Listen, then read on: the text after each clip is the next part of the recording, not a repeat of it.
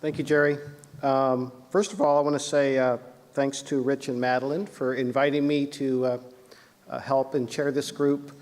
A couple months ago, I guess it was at the last TG3 meeting, 1 year ago, I actually came to my first ATSC boot camp and got to hang out with you guys in the audience, and now I get to kind of get involved, and it's been kind of a great couple months, really enjoying it, and really appreciate the opportunity. I also want to thank my co-chair, Kieran Misra from Sharp, who's helping me along this path. And I guess I go to the right.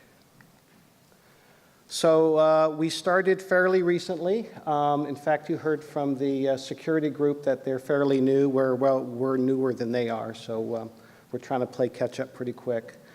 So first on the agenda was to come up with our scope.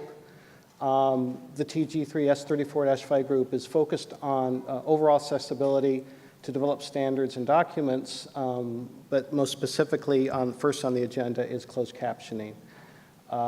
Certainly there's a lot of other things we want to look at, especially hearing from some of the other groups today.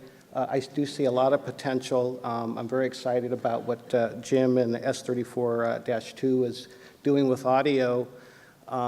My mom was actually vision impaired, and she spoke Spanish, and there's now a mechanism that would allow her to hear television and see pictures or hear pictures. So some good stuff going on, and the multi-screen environments. I think we're going to continue to evolve this once we get it going. Again, what are our priorities? Well, we're going to take a look at closed captioning, specifically on how it's going to be broadcast from the station, either through broadcast and broadband. So we're looking at both, and in addition to closed captioning, we're going to try to encompass subtitles. So think of it as there's now a possibility where you might have 2 languages going over broadcast today with 1.0. You could have a couple languages going over broadcast, a couple more languages going over broadband for subtitles or additional closed caption data. So the potential is really there to do a lot more. We've gathered over 40 caption, broadcast, and consumer electronics professionals from the industry, and that number is actually the number not counting some of the people that are on as observers, but this is I think, a really great start to getting the group together, and appreciate everyone that's helping. So we kicked off our first meeting on March 30th, 2015, just before NAB.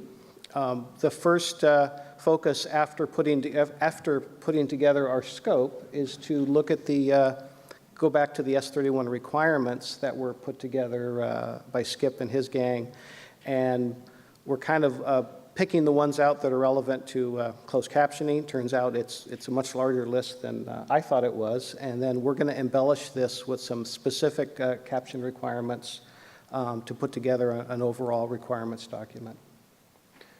So that being said, we're then going to look at different options to solicit the technologies once we complete that, and then provide a timely solution and still have an extensible growth. We look at this as an ongoing mission, but as Madeline said earlier today, our first deliverable is hopefully to have a draft by the end of summer.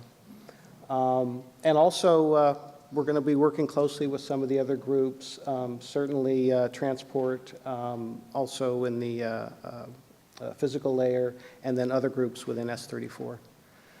And then we've identified a possible couple of liaisons that we want to work with some of the outside agencies, CEA being one of them, and I think the other was SCTA or CTA, SCTE or CTA. So we have actually started our first draft for the requirements. There's a long list of goals and requirements that we are looking at. But I just wanted to share a few of them today just to show you where some of the priorities are. We certainly want to support what we're doing today, both from closed caption and then anything that we might think we need in the future. We want to make sure we support all devices that ATSC 3.0 supports. We're looking at both terrestrial and broadband from the station perspective, and both for live and non-real-time content. The other important piece is to make sure that we're compliant with FCC regulations. And as I said earlier, we are kicking off our meetings. We're meeting weekly to try to fast-track this and get caught up with some of the other groups and meet our deliverables. And that's it. Short presentation, but any questions?